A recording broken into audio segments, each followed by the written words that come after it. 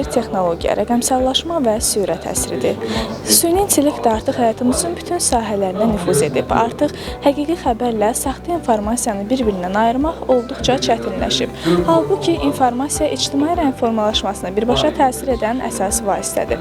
Məhz bu səbəbdən elm və təhsil sahəsində də həqiqi informasiyaların yayılması olduqca mühümdür. Elə bu məqsədlə Elm və Təhsil Nazirliyi Azərbaycan Jurnalistlər Şəbəkəsi İctimai Birliyi tərəfindən təşkil olunan elm və təhsil sahəsi üzrə media savadlılığının artırılmasına dəstək layihəsi olduqca mühüm, əhəmiyyət daşıyır, mühüm mesajlar verir.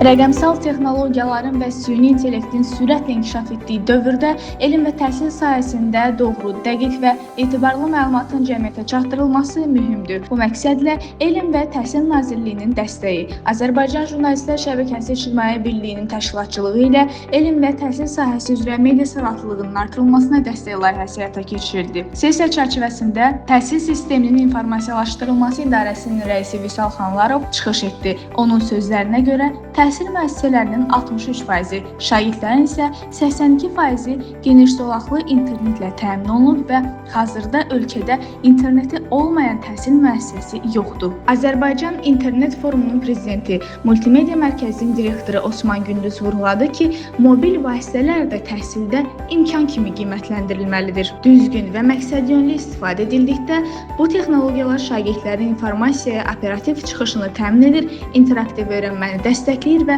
tədris prosesinin daha səmərəli təşkilinə töhfə verir. Mətbuat Şurası sədrinin müavini Səadət Məmmədovanın sözlərinə görə isə rəqəmsallaşmanın uğuru müəllimin hazırlığından asılıdır. Azərbaycanda məktəblərin geniş zolaqlı internet və digər texniki vasitələrlə təmin olunması mühüm addımdır. Bununla yanaşı, müəllimlərin rəqəmsal kompetensiyalarının gücləndirilməsi və yeni tədris yanaşmalarına hazırlanması da prioritet istiqamətlərdən biri olmalıdır.